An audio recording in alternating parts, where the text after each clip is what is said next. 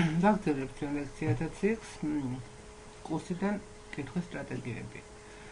მას შემდეგ რაც შევისწავლეთ ჩვენ კითხვის პროცესის კომპონენტები და კითხვის ფსიქოლოგიური ასპექტები, ბუნებრივია დგება საკითხი იმის შესახებ, თუ რას წარმოადგენს ტექსტი. ვინაიდან ტექსტი თავისთავად არის ერთ-ერთი მნიშვნელოვანი კომპონენტი ტრიადაში ავტორი, კითხველი, ტექსტი, ავტორი ტექსტი მკითხველი, უბრალოდ ტექსტი არის სწორედ ის შუალედური კომპონენტი, რომლის საშუალებითაც არის კომუნიკაცია დგება ასევე ავტორსა და მკითხველს შორის. თუ არა ტექსტი, კითხვა არის ქცევა, რომელიც მიმართული არის ტექსტისაკენ და რომელშიც თითქოს თავმოყრილი არის მკითხველისა და ავტორის ინტერესები. და ტექსტი სულ აღწარმოებადია, ვინაიდან ის მუდმივად ფეთქავს ამ ორი კომპონენტის შუა. ანუ ავტორმა რომელმაც დაწერა ეს ტექსტი, რომელმაც შექმნა, რომელსაც თავის დროს რაღაცა სათქმელი ჰქონდა თავისი თანამედროვეებისთვის და იქნება არა მარტო თანამედროვეებისთვის, არამედ საერთოდ კაცობრიობას უძღვნიან თავიანთ შედევრებს გენიალური მწერლები. მათთვის დრო და სივრცეს მნიშვნელობა არ აქვს. მაგრამ თუ არ არის გენიალური, შესაძლებელია უბრალოდ მე ვიყო ავტორი, მხატვრული ნაწარმოების არა, უბრალოდ მე ვიყო ადამიანი, რომელსაც რაღაცა გზავნილი მაქვს. მაგალითად შეიძლება დავწერეთ სასწავლო მასალა იმისათვის, რომ შევადგინე მაგალითად ეგრეთ წოდებული რიდერები იმისათვის, რომ ეს ჩემი გზავნილია, რომ ლექციის შემდგომ თქვენ ის წაიკითხოთ და უკეთესად გაიგოთ. ისეთი თქვა მინდა მე ეხლა ამ თვითონ, ხო? ეს ხო ტექსტია, რომელსაც რაღაც გარკვეული მიზანდასახულობა და იგივე გაქვთ თქვენ ახლა იმის შემდეგ, როდესაც იმ ტექსტს თქვენ ჩახედავთ და რომელიც ხოდაშორისე ძალიან რთული ტექსტი არის და ბევრ შემთხვევაში თქვენი კითხვის სტრატეგიები უნდა გამოიყენოთ იმისათვის, ეს ტექსტი გაიგოთ და გაიაზროთ.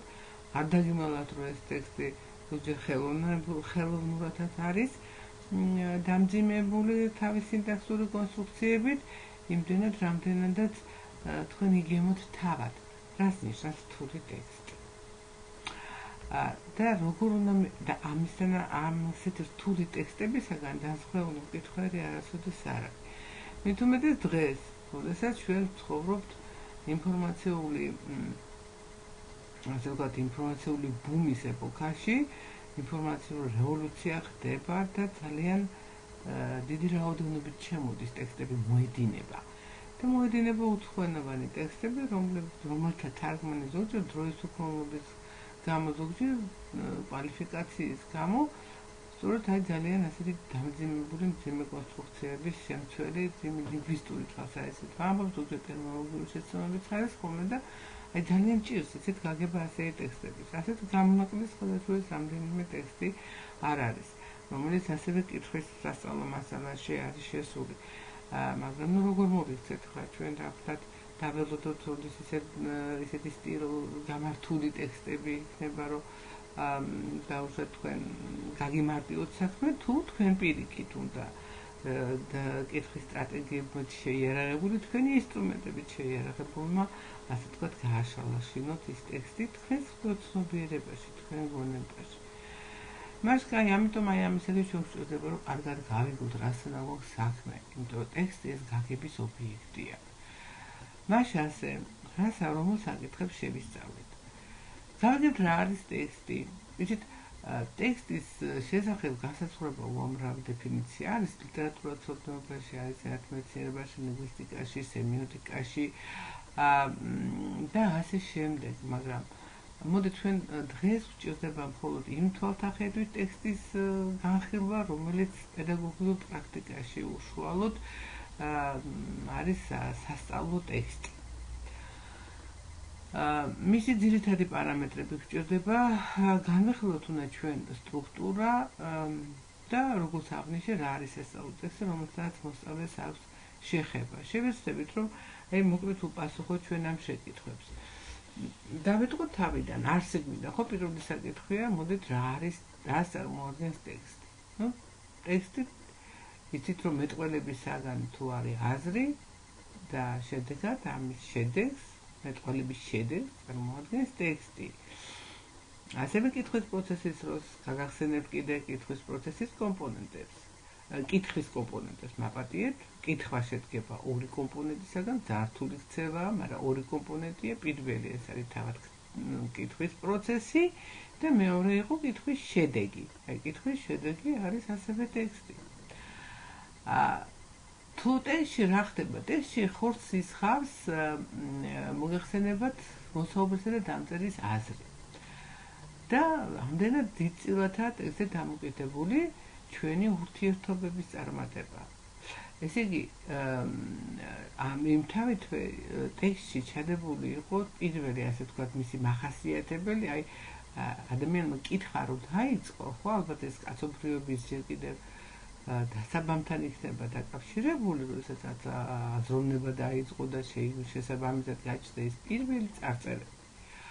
ის ალბათ იყო შეტყობინება, ალბათ კი არა და ასე იყო შეტყობინება. შესაბამისად, პირველი მახასიათებელი ტექსტის განსაზღვრები არის კომუნიკაციო.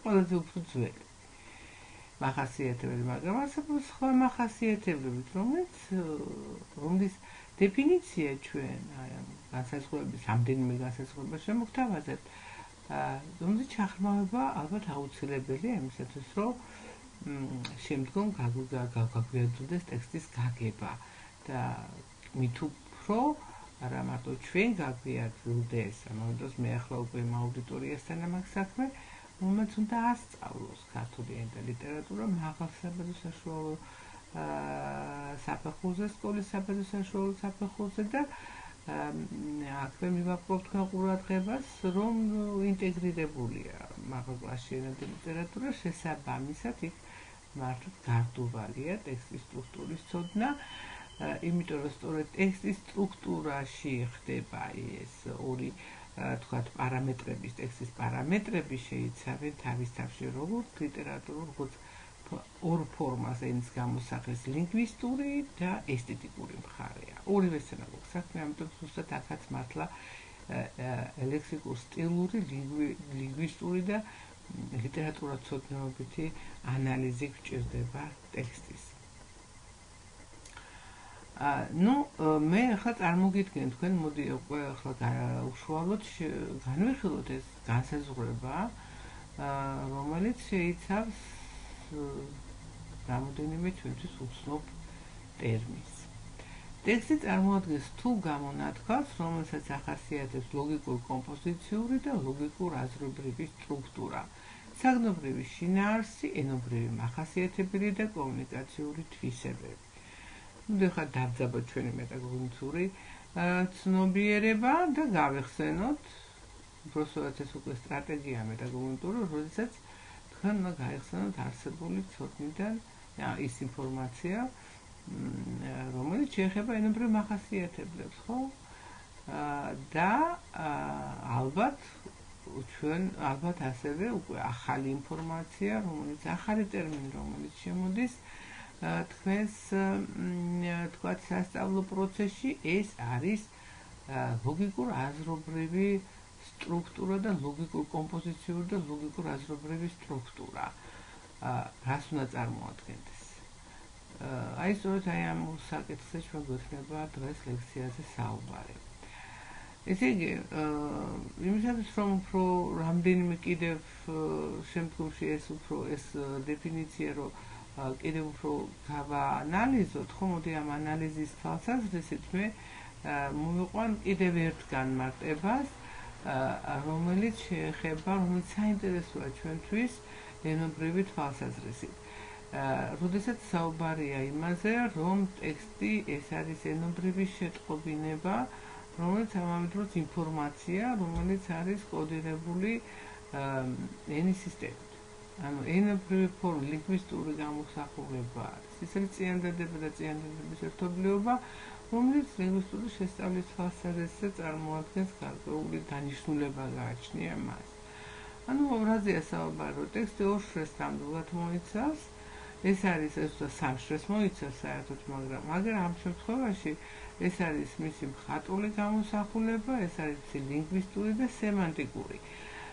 მაგრამ ამავე დროს დრიძე კი, აი, ვისაც ეკუთვნის ეს განსაზღვრება, თავში რომ შემოგთავაზეთ მაღლა ტექსტის დეფინიცია, სწორედ მან მიაქცია ერთ საკითხს ყურადღება, რომ ეს თავისთავად ეს კატეგორიები, რომელიც ან ინფორმაცია, მოდი ჯერ აზრობრივ კატეგორიას შემდგომ განმარტა მე ამ ტერმინს, მაგრამ დღეზე აღნიშნავს, რომ აი მოდი წავიკითხოთ რას აღნიშნავს. დღეზე აღნიშნავს მიუთითებს იმ იერარქიაზე, ხო?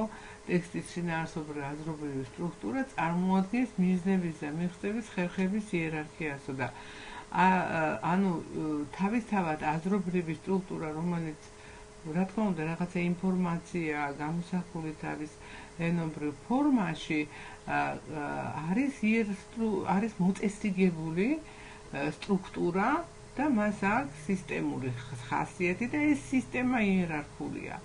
რახან ჩვენ საუბარი გვაქვს რაღაც ტექსტის სტრუქტურაზე, შესაბამისად უკვე დგება საკითხი იმის შესახებ, რომ მკითხველი, რომელიც ადრესატია, რომელიც უშუალოდ უნდა გაეცნოს, მან უნდა იცოდეს ეს სტრუქტურა გარკვეული პროგრამა, რაღაცა ქმედებებია, ხო, პროგრამებული ქმედებები და ტექსტის მიღებმა განახორციელოს იმისათვის, ეს ტექსტი გაიშიფროს, იმისთვის ეს ტექსტი გაიგოს.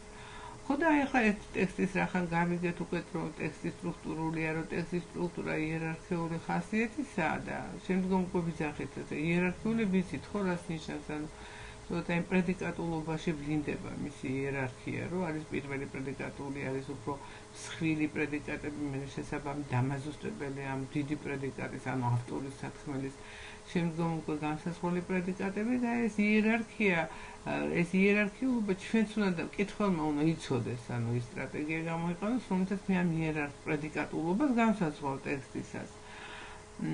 და რაც შეეხება თვით აზრობრივ კატეგორიას, რომელიც ტექსტის ერთ-ერთ მთავარ ერთეულს წარმოადგენს, ამის შესახებ კი მოდი მოусმინოთ ისევ დრიძეს. რა არის აზრობრივი კატეგორია? აზრობრივი კატეგორია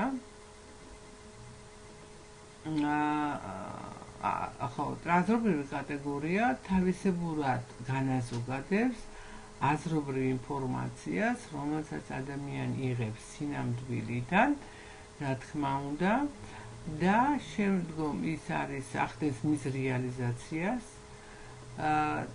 და რეალიზაციის